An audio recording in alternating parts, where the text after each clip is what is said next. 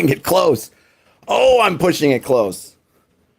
Oh, hey, Ovaltine Patrol. Well, again, drive safe. Hopefully you'll make it to your destination and I won't cause any kind of accidents. Krister, hello. I'm getting closer. I'm getting, getting closer. You were a half second from seeing an empty chair. Maybe a half second. A second or two. I keep cutting it closer and closer, and I'm going to get burned. But today is not that day. Happy Friday, as this is being streamed and recorded. Ian says I really need a button instead of the timer. The thing is, I have both. I have the button that starts to basically 2 minutes and change, 2 minutes and 8 seconds, I think is what it turns out to be, timer. But then, it's like I'm halfway. I hit the button, I think I have everything. Then halfway through the timer, all of a sudden I realize, oh, geez, I should go to the bathroom. I should grab my drink, which is Spindrift. Again, Spindrift, if you're looking for sponsorships, I'll be happy to take it. Strawberry lemonade. Let me pause right here and hit that. I could use a Stream Deck, Ian. They had Amazon had their treasure truck. I really should get off of. I know Amazon's a bad company, and I shouldn't support them, but I use them. They actually had a Stream Deck as one of their specials this week, but it was the. I think if I'm going to get the Stream Deck, I want to get the Mark II, whatever the latest update one is, and that one wasn't the one that was on sale, so I held off. At some point maybe I don't. As all things creative, like as far as, stuff that I get from YouTube and from wonderful patrons out there, I'm so far in the hole in terms of what I owe myself for doing this. It certainly is not a money-making venture by any stretch of the imagination. Maybe at some point I'll get into the black and I'm going to start looking for getting some equipment updates. And yeah, one of those will definitely be some kind of Stream Deck, something or other. That I can use. Hope everyone's having a great week. I got into it a little bit in the YouTube comments. I probably shouldn't have with someone. I had mentioned we looked at Tailspire the other day, and I mentioned, or somebody mentioned, hey, it's a little bit pricey. It's right now. I think it's in early access. It's $25, and the issue is.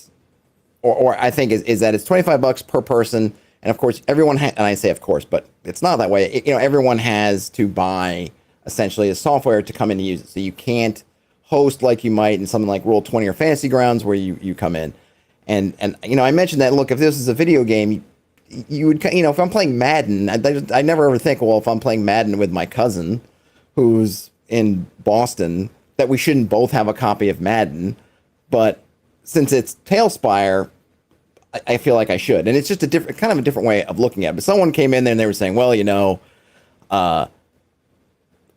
it's, software and they're not spending this amount of money and that. And it kind of irritated me.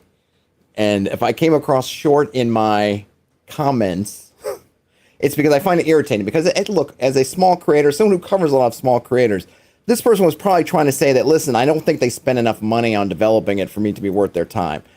And on the one hand, I think, look, you do you, right? But we don't know how much money or how much people, and maybe it's just the terms they were using. They were saying, well, they didn't hire this many, they didn't spend this many jobs or anything. And it's like, as a small-time creator who supports and tries to bring light on a lot of other small-time creators, it shouldn't be the amount of jobs, the amount of people, did you hire, all the personnel you hired. It really should just be value for money. And this person was saying, well, I don't, the animations are non-existent and they're low poly models. I was like, fine, if you want to say, look, it's $25, and for $25, I feel like the models are not high enough quality, high enough definition. For $25, I think the tokens for creatures should be animated. Fine. But when you start saying like it's about the amount of infrastructure behind the scenes, well, they don't have this many people or that much, that's where it kind of got under my skin. And I think this is a problem. And the reason why I kind of bring this up is not to rehash or have a one-sided argument with this person where they can't respond. It's that this, I think, is something that comes up a lot in terms of just role-playing books, right? And we've talked about this in the past. I've mentioned in the past, you might go on an itch and you'll see something. And look, I will put something out. I think last week I put something out free for patrons, and I think I charged $1 for the 3 pages and then 1 page of SRD information. And the problem with that is well, okay, it's $1, and you can look at it a couple of ways. $1, not even you don't even know, depending on where you live, depending on where you're getting your coffee from, less than a cup of coffee. I mean, if I go outside for a cup of coffee, it's probably less than half. If I was to go, I have a couple of coffee shops within a few blocks radius. I don't think for $1 I can get a cup of coffee at any of them. Okay, but I'm in Brooklyn. I'm in New York. I'm not in somewhere that's a smaller town that's more rural or wherever where prices are low. I'm in New York, so New York City prices, fine, whatever. But if you're going to say, well, hey, look, it's $4, 4 pages for $1 is not enough, I can say, hey, that's fine. I can totally understand that. But as a single creator working on something, putting in my own hours, everything to do, doing everything myself, is an hour too much for the amount of time it took me to put in? No. For the amount of sales that I'm going to get out of that thing, is $1 even going to get me back the time I put in? No. It probably, if I have any sort of self-respect in terms of how much I would charge myself per hour to put something together, will that little piece bring me back enough money to even pay myself minimum wage for the amount of time I spent working on and thinking about it? No, it probably won't. To be honest, it won't. If everybody on my channel, bought it, maybe. If I got, the whatever, 2,100 people, someone maybe all bought it. Yeah, sure. That might make it back. I don't know. I haven't calculated it out. But otherwise, no, it won't.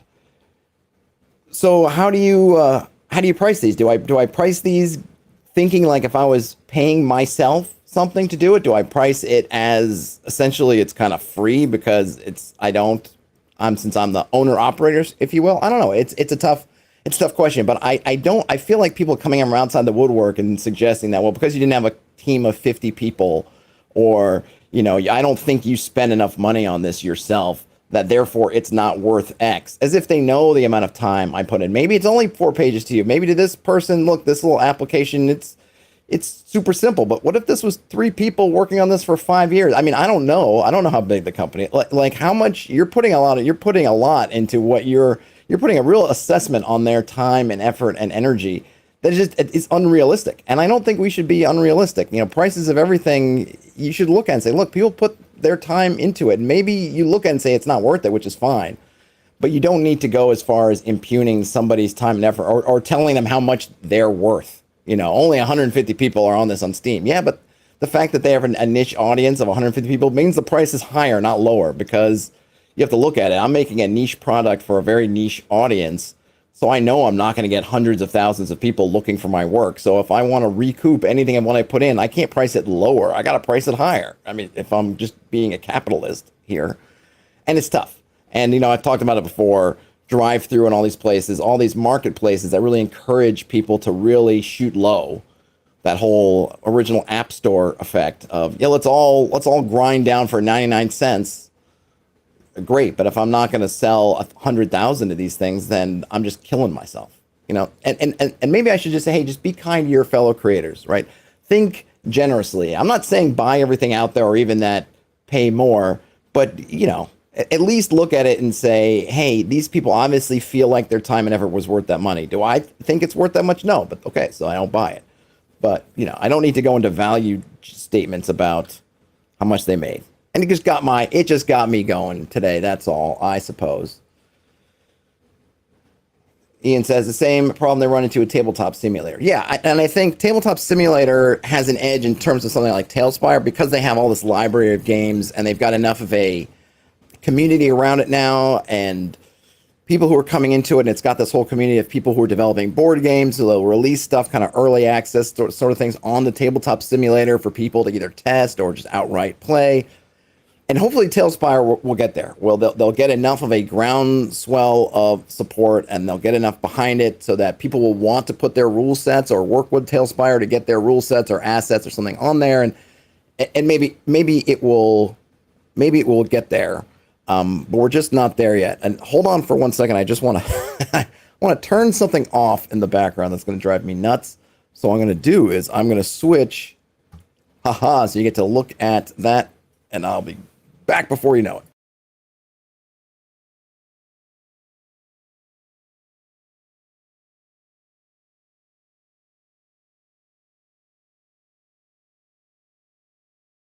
All right, turned off the thing that was offending me. You probably couldn't hear it. Maybe you could. It was bugging me, so got rid of it. Whoops. Oh, there we go. Let's see. Ian says Tailspiner's value will skyrocket if they enable Steam Workshop for easy third-party content sharing. Yeah, I guess it's. I mean, on the looking at the Tailspire stuff, I don't know what they're ultimately their marketing. I mean, I have no relation to them. They were nice enough to give me a key to go in and check it out, so I appreciate that. But I have no standing with them. I don't owe them anything. They don't owe me anything. I don't know anything from Adam. It'll be interesting to see what their model is going forward. Is it just going to be $25 and then they're going to open it up to community? I mean, it seems like they have a bunch of community creations in there already, but in terms of bringing in new assets instead of just rearranging the pieces they have, are they going to have content packs? How are they figuring out? I don't know. It'll be neat to follow along and see how it develops. I mean, there's definitely some interesting things they could do with it. It'll be interesting to see, or we just got to see what they're going to do. I haven't read up on their devlogs or anything to see what their plans are, but I definitely will keep a watch on it. I did enjoy building stuff in it. It was fun, though. Not my main thing that I will probably use, at least not anytime soon. Let me give the hot tab here on the. We're going to feed the good old refresh. Ian says, I spend a lot of money on print copies. They cost more than your standard WotC books, but their print runs and ROI is incomparable. They have to charge more to stay afloat. Yeah, I mean, I think that's the thing. Like people, you only had 2 guys. Well, yeah, it's like, but we don't have any economies of scale. Yeah, we don't have teams. We don't have other businesses to say, oh, we're gonna take a loss here, so we can do that. Like all the kind of funny business that publishers can do. Certainly, big publishers like Wizards of the Coast can have deals with the books. They can afford to pull a loss here because they're gonna, yeah, but you're a single person, a couple of people, small company, you can't afford to do that stuff. It creates it creates a higher pricing for you. You don't get the discounts. You don't have those relationships. You have to charge. You have to. I mean, if we're being at all realistic, you can't try to match those kind of prices, or you put yourself in a hole. And I think people have a pretty good understanding that, mostly when it comes to print books. I mean, I think sometimes there's still sticker shock if somebody looks at a small print run of a hardcover book and they see like it's $70 or $80 and you just choke a bit. But I think we understand it more. But with digital products, I think people get this whole thing like, well, it's free. It's free to you. You just print it out a PDF. Like, that's it. That's all I did was print out a PDF. And it's like, no, not at all. Not at all free. And especially the PDF doesn't have a physical product, and the physical products aren't going to probably sell a fraction of what the PDFs do. It's like, no, that's not how that should work. But everyone's a pocket economist, Yeah, Ian says 2 guys selling maybe 500 or 2,000 books for their years of work. Right, exactly. Like all that work that goes into the PDF is not free because they hit print PDF. All that stuff still had to be created. And it's one thing if you've sold a bunch of books and then you put it on the PDF late and you're like, look, you already made your money back from the book, so now it's on PDF. So do you want to give people a discount? Yeah, sure. Like, if Wizards of the Coast wanted to ever get into the PDF game and they've sold so many copies of this, they say, we'll put it in PDF. I mean, that's pretty much what they do with the old ones, right? Here are the old TSR stuff. I think it's fairly reasonable for the PDFs, but maybe even whatever. But, they're not trying to make their development money back. That's already well gone.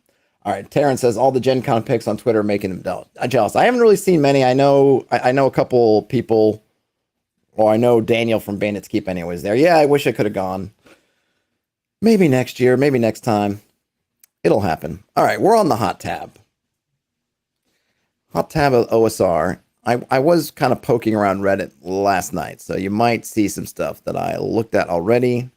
Where are my glasses now? Is that... Oh, here they are. I don't know if I'll need them. Am I zoomed into 150? Let's see if I am. Okay. Let's see. This might be an interesting topic. This was posted by Frank in Reddit. Ever run a game and then go, okay, maybe that was a little too heavy-handed? Even with a sandbox, there could be multiple threads and arcs going on, perhaps more so. Maybe you just really needed to tie off a loose end. Perhaps it has been going on so long it is now or never to wrap it up. Maybe you have so many hooks and threads of intrigue going on, you have to conclude one. Maybe the party acquired that OP item and action and they keep flirting with using it and you finally snapped and felt the need to force their hand. Perhaps the party really needs to be reminded they are not immortal and taken down a notch. Whatever the reason, you did it. You stuck the party on rails for a session. You removed a good deal of agency or twisted an arm until they did that one thing they had to do. What was the time you did it? Perhaps after you were sorry. Maybe sorry, not sorry. Maybe no regrets. Also, how did you come back from it? I don't know that I've done this. So the situation is, as a GM, have you ever taken a campaign that was more or less player driven, and because of circumstances for one particular session, you decided we're going on rails this time?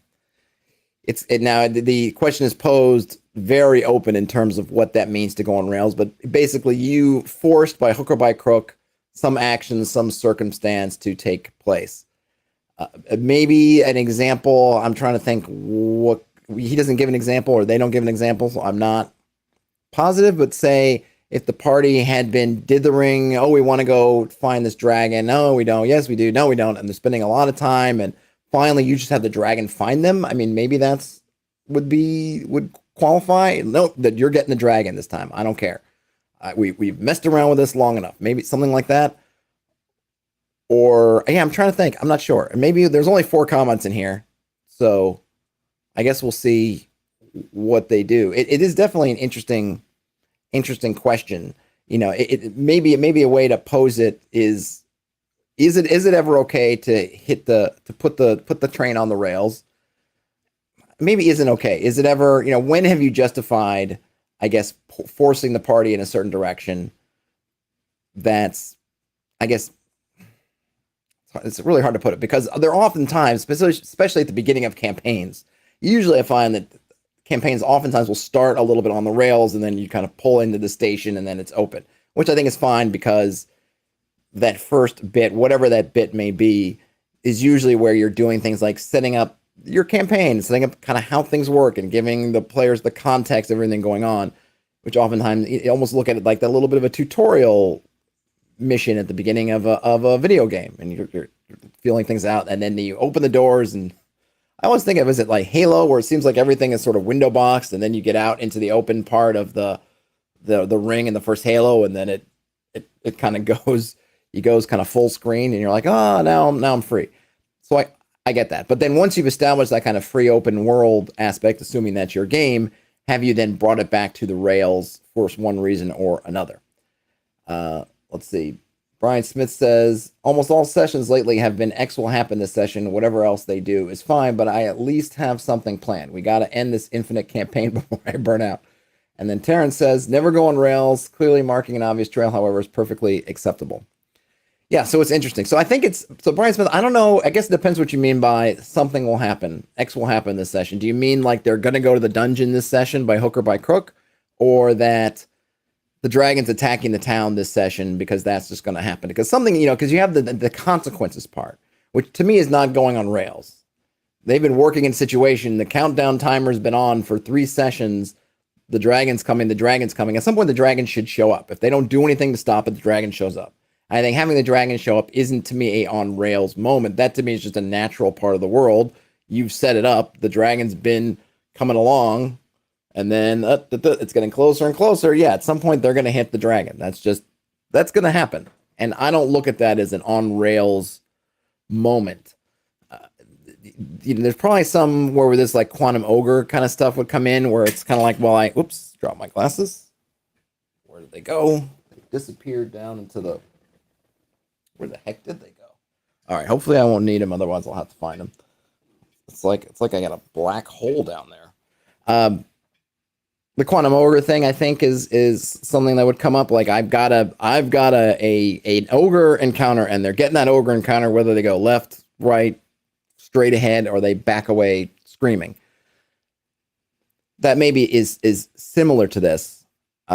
Let me see what we have. This actually looks like we only got one comment and then replies to the comment. Coffee and hate _.biz. Oh boy.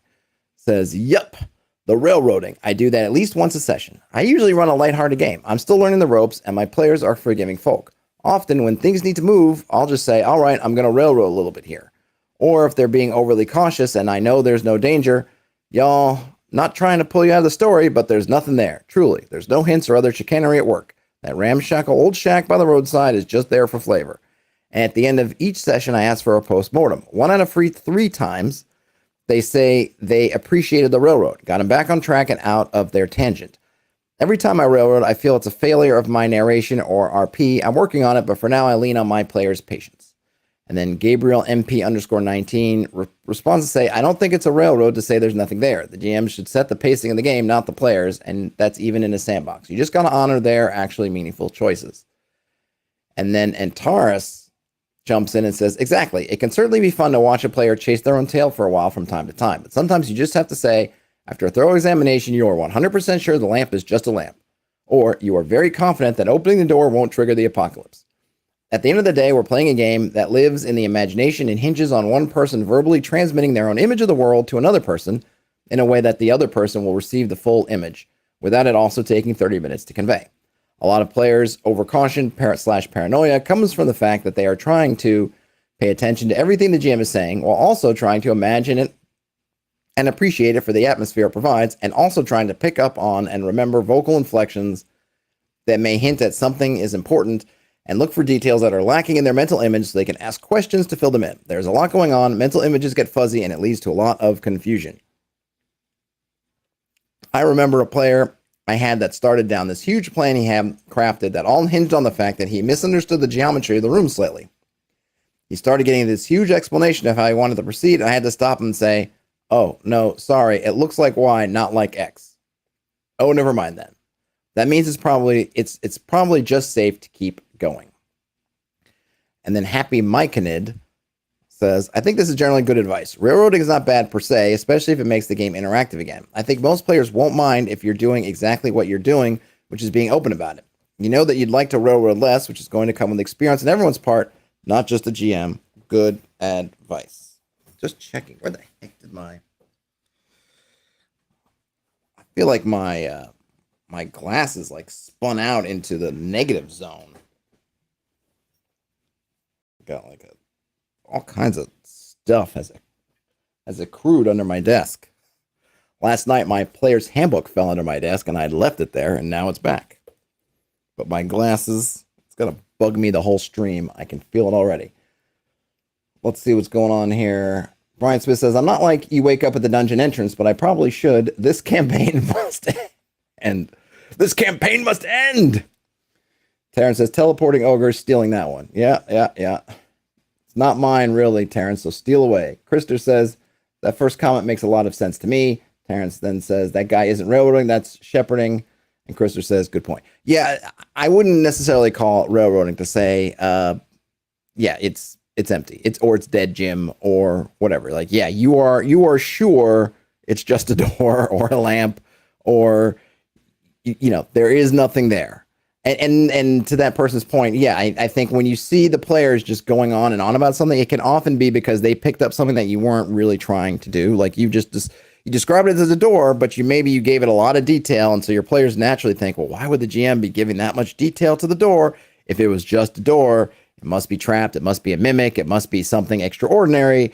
The reality is you had a picture of a door that you thought was pretty on Google image search or whatever, and you decided to just get into it. And maybe it's thematic to the dungeon that's going to come in later, but the reality is that yes, however expertly carved and all kinds of symbology on that mahogany door, it is just a mahogany door. It isn't going to open you up to take you to a land far, far away or anything like that.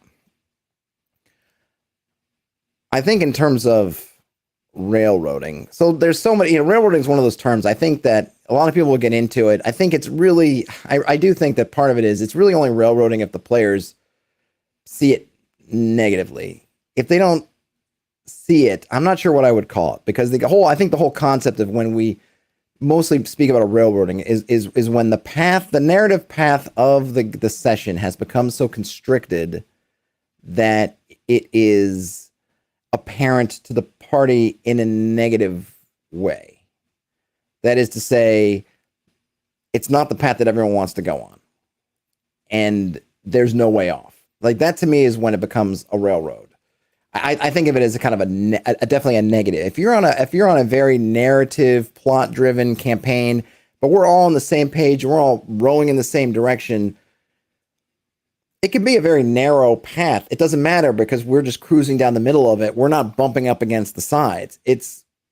That's just kind of how it is. And I think a lot of campaigns can be a lot of fun like that if everyone's on board. And I don't think that's necessarily, I wouldn't use the term railroading for that. I would just say, yeah, it's a very focused narrative campaign. That's probably what I would call that. It becomes a railroad to me when you've narrowed that stream so much that as a player, you want to kind of move a little bit and you can't, and you're feeling that bumping. You're feeling that, okay, I didn't know I was on a train and I want to turn a little bit, and now I realize that my wheels are bound to these tracks that are moving straight towards a cliff or whatever, and I can't move aside. That's when it becomes a railroad. So in some way, I want to reframe the question as, when or how have you narrowed the narrative scope? When have you focused the narrative of your more or less open sandboxy world? When do you do that? When has it worked? And kind of what are the consequences? What are the consequences of that? And that's something I could certainly think about in my world. My whole player's quest or their adventures in the Caves of Chaos has become something that was basically mandated. Now, I would say that it is mandated. It had narrowed their narrative options in some ways had narrowed. I always made sure to tell them, look, you guys have roped yourselves into saying we're going to do this or bust. They had audiences with the local lord and essentially said, like, we will go and we will do this. We will prove our worth and we'll prove that our name is, we're not villains and vagabonds, and that we are heroes by taking care of this problem for you. We said this is happening and we're going to prove it by going and rescuing this person and taking care of this problem. Okay. That was them. I didn't have the Lord say, do this. They kind of said, like, well, we'll do it. And so he's like, great, you're going to do it, and I'm going to hold you to it by basically locking you out until you do it. Because of various influences, I don't find you guys trustworthy, so I'm gonna kind of put it to you. So you've said you're gonna do it, great. Well, now you got to do it, and don't come back till you've done it. Basically it. So I would say that, well, when it happened in my campaign, it was the result of the consequences of players' actions and choices. I could go back and pick out all the choices that they made that led them to finding themselves in that particular commitment. But I always tried to make sure they knew that there were doors, or maybe say windows, open for them to jump out of to escape this commitment if they wanted to, which is essentially just leave. These two towns, and they're close to you until you do this thing. If you guys feel like, I don't want to do this thing, or I don't think we can do this thing, maybe you say, like, hey, I'm not high level enough. I need to go and level up a bit and get stronger before we come back and take this thing. I told them, like, look, go, leave. The roads, you don't really know what's out there, but there are roads that lead beyond these places. It is not these places into a mist of shadows. Just head down the road, and leave it and come back, or leave it and don't come back. Will there be consequences for that? Will you not be welcome in this area again? Probably you won't be, but you can do that, So I did try to give them those outs, though.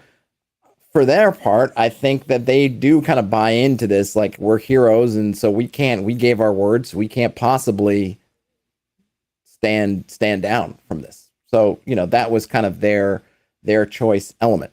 I don't think there's been a time where I've just said, like, here is your railroad, hop in it, because I tend to go with the feeling of, like, basically, I don't care what you do, or not that I don't care. I'm disinterested. Like, whatever direction you go in the game is fine. Like, I maybe say I like all your choices equally. You want to go into the dungeon? Great. You want to hoof it around the countryside? Great. You want to see what's over the next horizon? Great. You want to fill in some loose ends that you feel like we're poking out over there?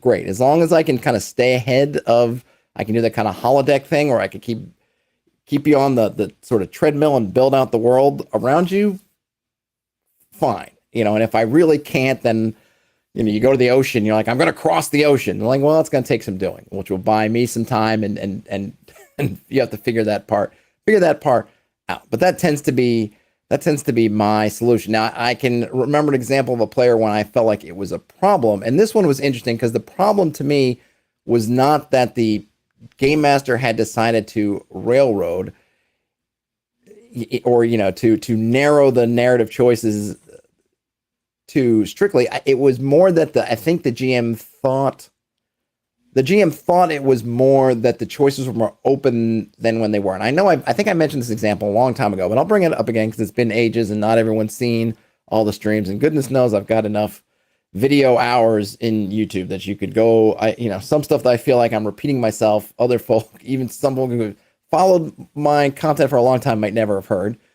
But I was playing in a game, and it was pretty cool. It didn't last very long, unfortunately. And we were playing. Took place in an Assyrian, essentially in Assyria, and we were all coming to. I think our characters were set up. We were coming to the Assyrian capital, might have been Nineveh, to petition the king for something. So we had drawn up our characters. I think that my character, their background was as an astronomer. I forget. I don't even remember which system we were playing. I don't remember what my class was. It might have been, were we playing? We might have been using Shadow of the Demon Lord as a system. I can't really recall, but my character's background was an astronomer, and I think they were coming to petition the King of Kings, to maybe invest some money in astronomy in this person's town, maybe put a little college in there, or maybe a tower, build something to see the stars, an observatory, something, an ancient astrolabe. I don't know. They were going to put something in there. So we all show up at the King of Kings, and we're going to eat. We're each in the court as we're going to waiting for, I guess, the open mic night, so to speak. And we're able to go up and say, bow our head and say, oh, King of Kings, I come from this small town, and my passion is the stars, and I want to map out these things and use this knowledge to help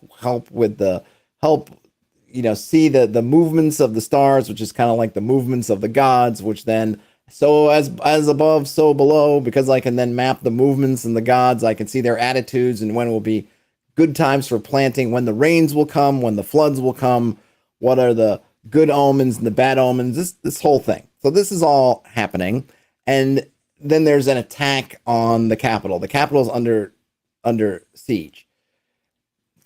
Of course, look, there's some stuff that doesn't make a whole lot of sense just in terms of, would my astronomer, my level 1 or 0, whatever astronomer, roll up to the capital if they were under siege? Like, sieges don't happen in 5 minutes. Like, you don't come to the city and then a day later suddenly it's surrounded under siege. Like, wars happening, things are happening. Like, I probably wouldn't have gotten. It might have been hard if I didn't live around the city to get into the city, right? Okay, we'll gloss over that stuff, but it's on. It's under siege, and then the King of Kings is there, and stuff's happening, and it's like there's an assault on the actual palace while we're in the room, and and I think even guys come in. I think there are invaders that end up breaking into the throne room, and we end up having our first combat there in the throne room. We take down a couple of guys. All right, great. And the King of Kings looks at us and I need you to help defend the walls or something, and we're like, okay, I guess we're defending the walls. And I remember that I remember thinking as a player, like, this is not what I want to play. Like, I really liked the setting, and I was thinking like, okay, he's going to send us on a quest or something, but like dropped into like kind of combat central. Like, I had built a guy because of what I kind of the bits of sort of session 0, and this was all kind of play by post.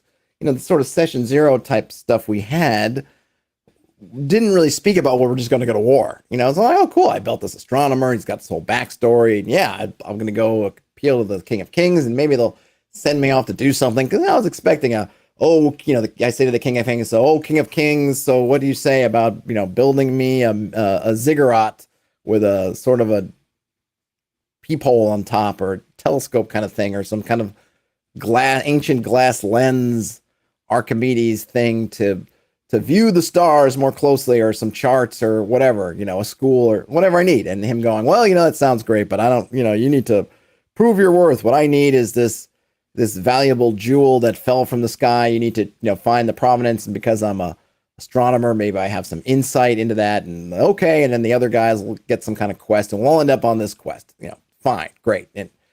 But, just sort of, okay, now you're going to go fight a bunch of battles. I was kind of like, not really what I'm looking to do.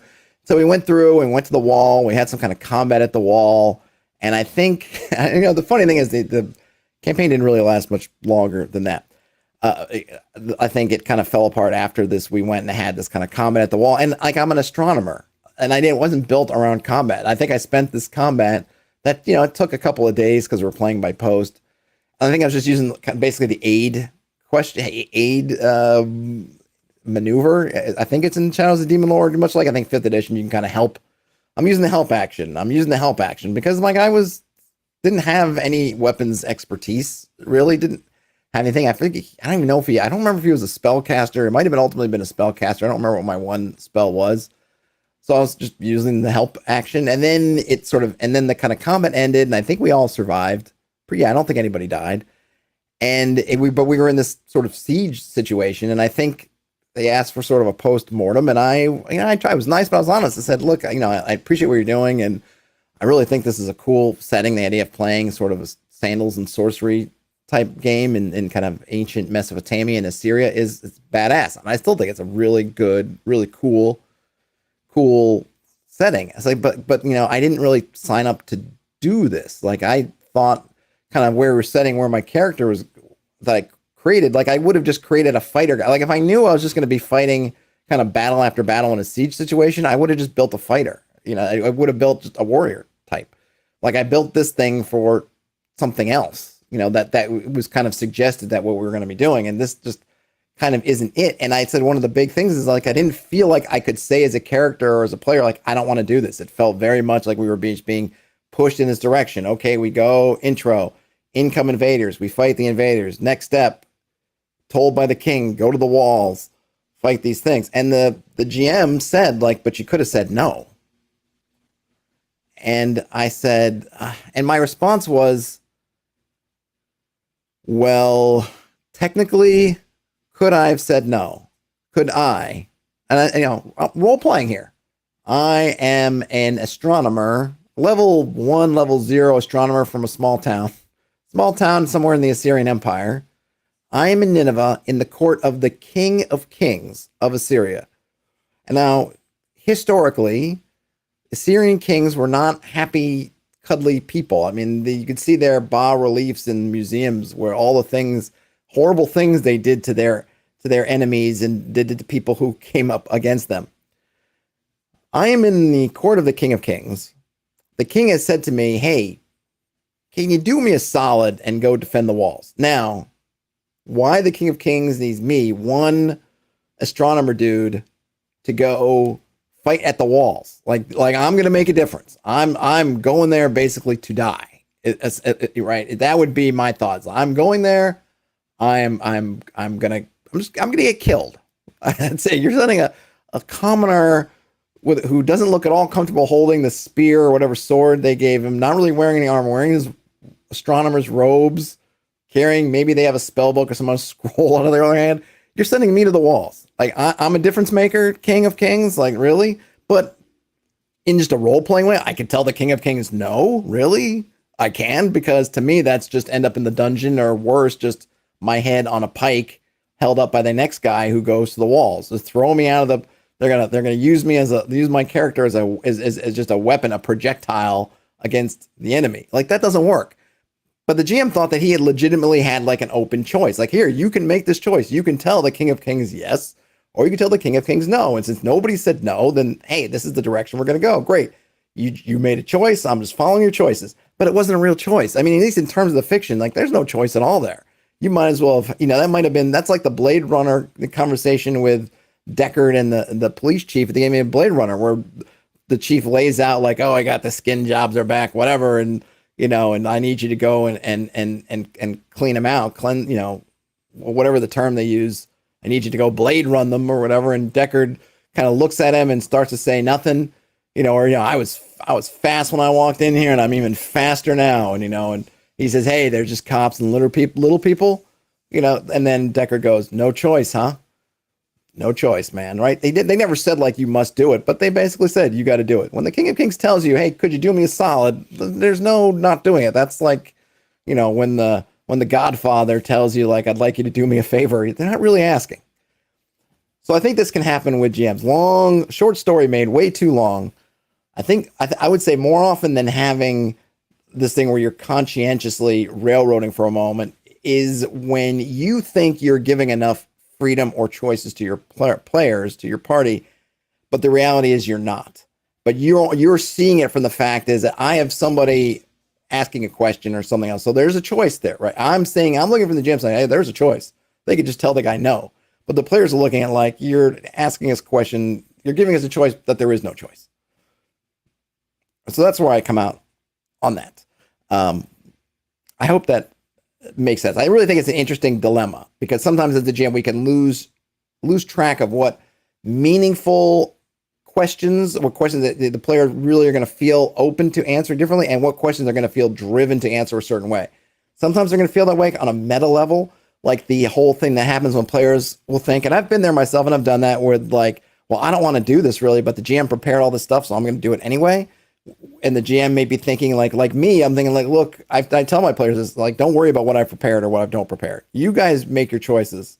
Don't worry about me. I'll figure my own stuff out. You do what you worry about what you want to do as players and as characters. Like, don't worry about that. But I know plenty of times I've gone into a situation saying like, well, I kind of don't want to do this, but the GM prepped it, so I'm going to do it anyway. And then in this case, in which it's a fictional thing, but the same thing is like, yeah, if my guy says no, he's going to have guards come and just put him, roast him slowly over a spit. So I guess I'm going to the wall. Whereas the GM thought like, oh, you've got choices. So you want to make sure, I think, just as a GM, double check yourself, look at it from the player's point of view, saying like, I think I'm giving them these choices, but do they really understand the choices they have? And if you find that they don't, or if you have the sneaking suspicion, which I always feel like with my players, maybe too often, maybe not enough, that they don't see the choices that they have, reiterate them. Take a time out and say, listen, guys, you're going down this thing like it's a corridor without walls, and in reality is you're an open world. So let's break it down, ask me questions, let's clarify the situation, and let's get rid of that if you feel that way. Whew, that was a long sidetrack, so apologies for that. Let me go into the chat because there's a lot there that I was missing. Brian Smith says, just a mahogany door, eh? Likely story. Yeah, I think that happens a lot. Christopher says, early on, my players would sit around forever fumbling and questioning NPCs forever during social events for fear of missing something. They asked me to have the NPCs tell them, that's enough, bye. Yes, you can always and I think you should do that even if their NPC has more to offer, right? We're not playing a video game where you can sit there and go through every dialogue tree choice until you get all the information. You give them so many steps, use their charisma, roll a die and say you're going to get four questions, use reactions and morale, but yeah, force them to make choices. And if it seems like they're just questioning somebody, like you're at a dinner, but they've got somebody in a corner and it's like they're in some kind of interrogation chamber, then have that reflected in the NPC's attitude. Don't let that stuff go on forever. Riddle C says, with our library game this summer, we only had the space for 2.5 hours, so we had to keep things paced quickly. They had 3 threads open initially, and then at the end of each session, I always gave them options, but they had to commit to a path for the next session. And then Brian Smith says, just go forward. I think that's another thing that people don't necessarily take advantage of enough, and that is ask your party where they want to go. Even if you're playing in person, or maybe even especially if you're playing in person, at the end of the session, the next day, email everybody, throw it in your Discord or whatever method you're using for communicating and ask them, where are you guys going next week? I need to know. Make your choice. Like, I don't care where you go, but let me know by this date at this time so I can prep it out. And then it still gives them the freedom, but then it does force them to commit to something, which isn't a bad thing. And then you can set the amount of time you need to prep. If I need whatever, 2 days worth of time to prep something, then okay, if our game's on Tuesday, then I want to know by, say, Friday at night. So I say we play on that Tuesday, say, okay, right, you guys have until Friday to let me know where you're going. Otherwise, I'm going to go with whatever we decided at the end of this session. So if you change your mind, huddle up and let me know by Friday. Otherwise, I'm locking you in. And I think that's totally fair. And I don't even think that's railroading at all. It's just asking them to commit ahead of time to something that they're saying they want to do, which is fine to me. Ooh. Strawberry lemonade for the working man there. Brian Smith says, that seems like a common thing, especially for a group of first level players. They just get a job, hopefully more entertaining than like go clean the latrines. Hopefully more entertaining than go clean the latrines. Terrence says, I just had a low-level group running through a city grappling with a 3-year-old that got infected with were-rat lycanthropy, trying to get it to a curse breaker for its mother. Wow, that's that sounds like a fun adventure, Terrence. Brian says, saying no is basically like agreeing to remake your character anyway. Yeah, kind of. I mean, at the point we were in that game, it felt like, yeah, if I just say no, this is just, let me roll up a fighter. Let me roll up a fighter. Terrence adds about his game. The paladin got freaked out and threw the kid after he transformed and knocked him out with a non-lethal blow. She's now the group baby puncher. And then Brian Smith says, the DM not realizing the players don't see the choices reminds me of the advice on running a mystery. Like, the group is only getting 50% of what you think they are. And then Brian Smith also says, I wonder if DM prep should be just like 3 to 5 meaningful choices to present to the group. Mold the situation specifics as needed to get your players to make a choice. Yeah, I mean, there's a lot. I mean, I'm sure there's, goodness, probably a ton of things could be written or recorded about how to sort of mold the situation to give your players enough choices where they have choices that are meaningful, but not in the information or, the sort of analysis paralysis, information overload territory, or not that it's kind of like which way you dropped in the middle of a desert and there's a featureless horizon. You can go any way you want, but they all look the same. It's like, well, they're not really meaningful at that point. It's just, we just pick a random direction and go kind of thing. I think it's definitely something where as a GM, you need to be able to, in your brain, kind of flip around to the player side and put the situation in front of them and kind of say to yourself, okay, if I'm the players and as the GM, I present this information and trying to as best you can block out all the other things that what do I see, right? What do I have there? And if it seems like you can do that and you're saying like, it doesn't seem like there's any choice at all. Like when I told the GM that, they weren't like, oh, I can't believe you did that to be defensive. They're like, they saw it. They're like, yeah, you're right. The emperor tells you to do something, you're going to do it. Or, they ask you, it's the president of the United States asks you to go on a mission. They're not really asking you. And if you feel that, when you become a huge hero, then you can, right? When the M asks James Bond or the Queen says, James, the Bond, you got to do this for me. He's James Bond. He's like a 9th level, whatever. Then yeah, you might feel like, oh, I can finagle a little bit. If you're just know nothing working at the basement of the palace, then no, you don't feel like you have a choice. And we were level 1. We were in the basement of the palace. We didn't have any leverage. We felt like to offer up another solution. It was just like, okay, we got to do that. And they just didn't see it. But when I showed it to them, all of a sudden like, oh yeah, that totally makes sense. I mean, and the thing is, part of it was that it was, in a sense, it's like we weren't seeing it on a meta level. Like I was just saying, look, in game, in the fiction, I'm embracing this world. The King of Kings tells you to do something, you do it. That's just flat out. So no, I didn't feel like I had the liberty to say no. And I'm doing that in the world. That's even beyond the fact that on a meta level, me, Todd, the player, do I want to go into like a bunch of combats defending the city? No, that really, in terms of what I was excited about in that game, that wasn't it. There's that, but that even wasn't even why that wasn't even in my reasoning of why I wanted to do it. Now I did mention to them, like the things I thought we talked about, what this campaign would be about, like this wasn't it. But ultimately it was, I didn't feel like as a character, just playing in the world, trying to be true to the character, true to the world, that I could make a differing choice. Okay, so let's see here. Boy, we went there. Oh, man, that's between my tirade at the front and going on through that. It's like almost all done already. This was posted by D3G4N, Goblins and Other Goons. Hey, players and DM, who are the low tier enemies of your campaigns? I'm especially interested in homebrew foes, either completely new ones or established ones with a twist. How do they fit into the world? I try not to think of things as just goons. I mean, at worst, goblins are no more goonish than just regular people. They're whatever 0 1 HD critters, which frankly, all the villagers and all the folks, most of the normal folks just working their farms are. So I try to treat them as such and not just as fodder. I think the one thing I try to do with all those kinds of creatures is they're going to be working in groups because they need to. They don't have a lot of high levels. I mean, they are at the bottom of the totem pole oftentimes, and like as my players have gone in with the Caves of Chaos, the goblins have been at the bottom of the totem pole socially, culturally in that system and the way that's set up. So I kind of have them treated as such. But outside of that, I try not to look at things as like, oh, you're just everybody's minion is a goblin. I don't know. That's me. But yeah, I definitely think putting twists into them and doing that stuff. Terrence says goon is a career choice. Absolutely.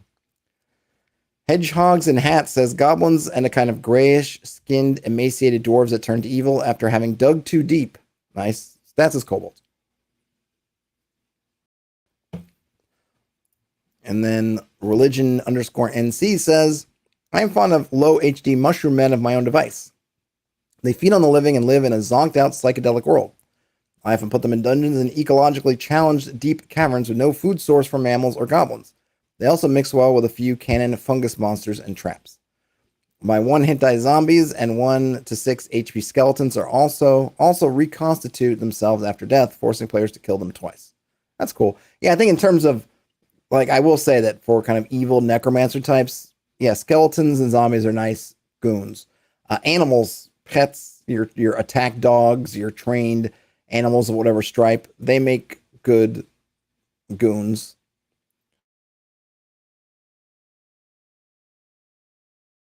Kobolds that are all classic. I like slight variations like Boggles, Redcaps, Brownies, etc., with more of a Brothers Grimm or Hans Christian Andersen style vibe in my Enchanted Forest, personally.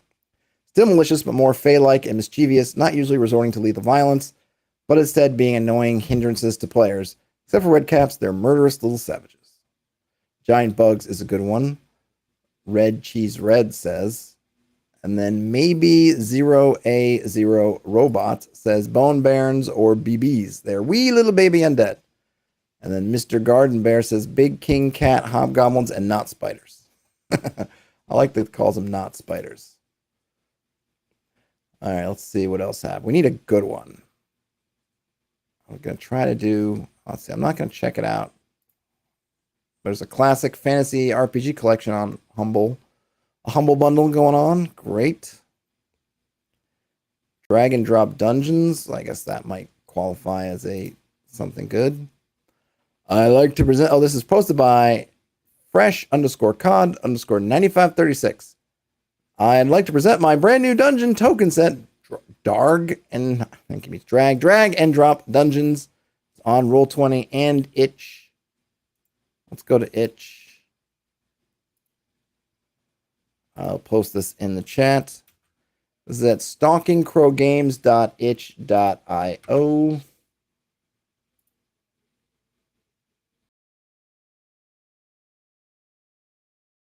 Did that go? It disappeared. It did go. Okay, there we go. stalkingcrowgames.itch.io /drag and drop dungeons. A ready-to-use set of 89 quality pieces for designing any cellar-like dungeon. The package includes both walls and special tiles like sarcophagus, I think that's with a C, stairs, and treasures, so planning becomes child's play. All the tiles are originally handcrafted, made with love by the Stalking Crow. $3.49 USD. DDD. And we get some, do we get some examples? I guess we just got to we'll look at these. Okay, so we get a little bit. So we see some treasure, skeleton, slightly open sarcophagus, statue, broken sarcophagus, a sarcophagus with lid ajar, I'm not sure what that is. I guess it's just a wall section. I'm not sure what that is. Is that something with a skin over the top? Closed sarcophagus? A fountain of some sort? Another sort of tomb element? A column element? Statue? Not sure what that is. Statue. More than 80.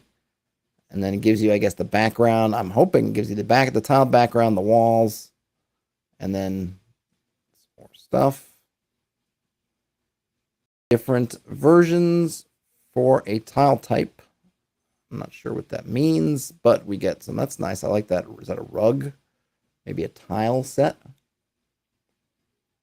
Ian says the Humble Bundle is really impressive. What's in the Humble Bundle, Ian? Give me a quick. Maybe I'll go check it out real quick. All right. So cool stuff from Stalking Crow. I'd like a little bit more about. This is one where I'd love to get a layout. How many different walls? How many different things? You know, a little bit more of an inventory. But if you're doing the Roll20 thing, you could use these. I guess it's really meant to be used in Roll20, right? I'm imagining you taking these and get a blank canvas in Roll20, and then you throw these on top. Is that how it works? I'm not certain. All right, let's go back. Let me go check out that Humble Bundle really quickly. So this is the Essential Classic Fantasy RPG Collection book bundle. The entire bundle has 59 items in it. You pay at least $45 for these, and you get, oh, it looks like a physical book.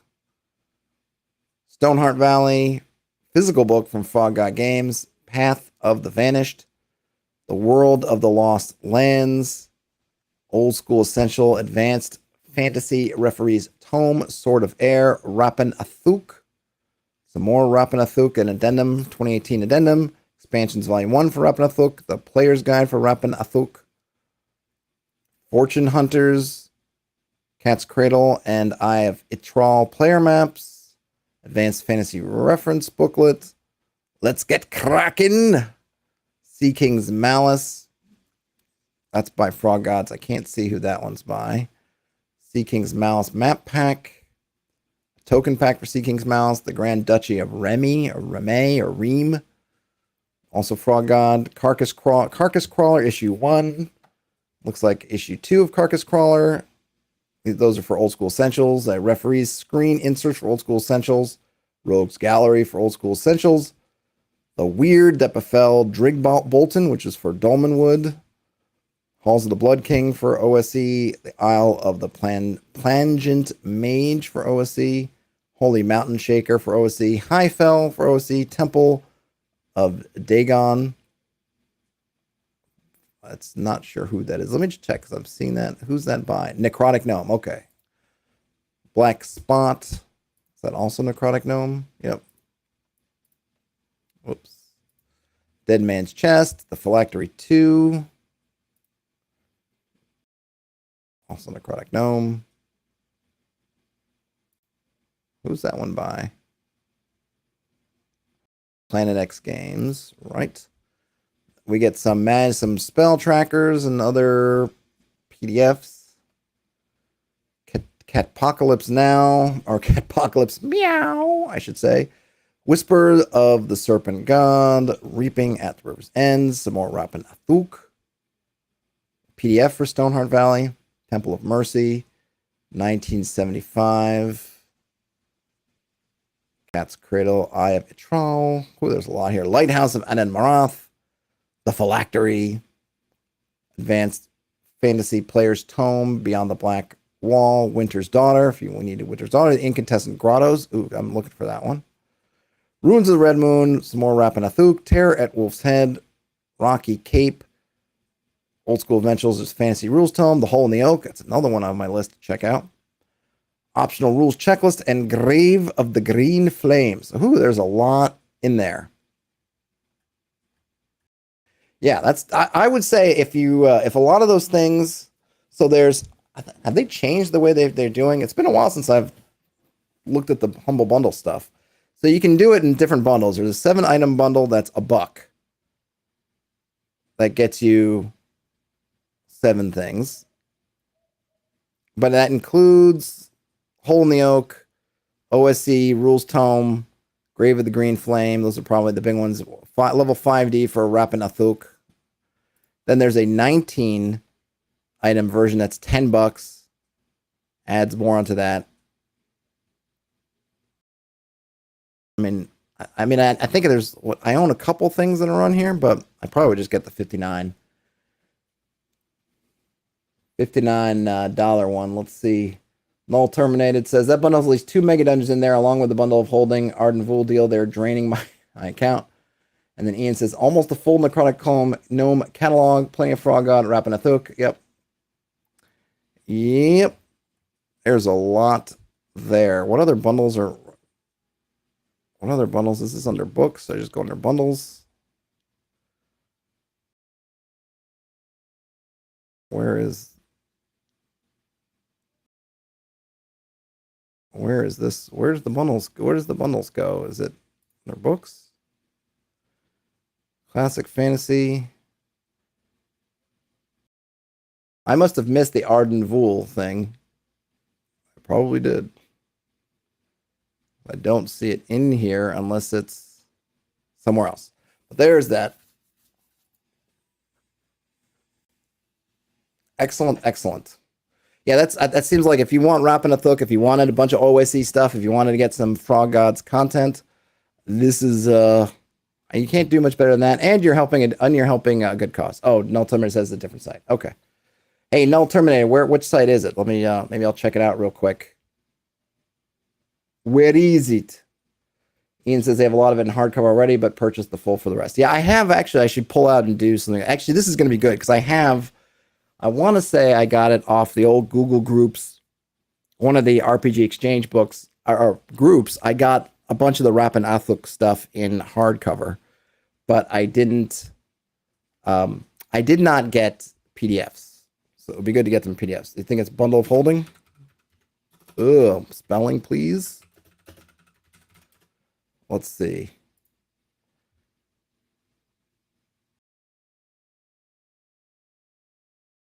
Let's go. What they got.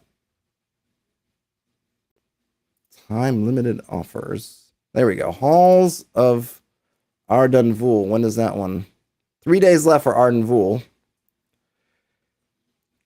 You get the Halls of Arden Vool, a vast mega dungeon from Expeditious Retreat Press. For just $24.95, you get DRM-free PDF ebooks of the Hall of Arden Vool complete, which retails for $100. The pay what you $110. The pay what you want maps of Arden Vool and VTT maps of Arden Vool, and helps direct relief. So you get Arden Vool complete and the maps. Awesome. I see bundle of holding all together, but maybe you put it in again.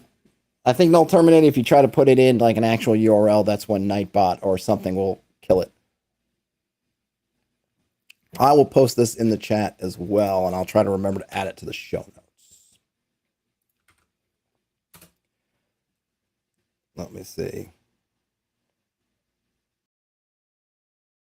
So yeah, between the two of them, so I guess if we were to able to make a mega bundle, you're spending, let's see,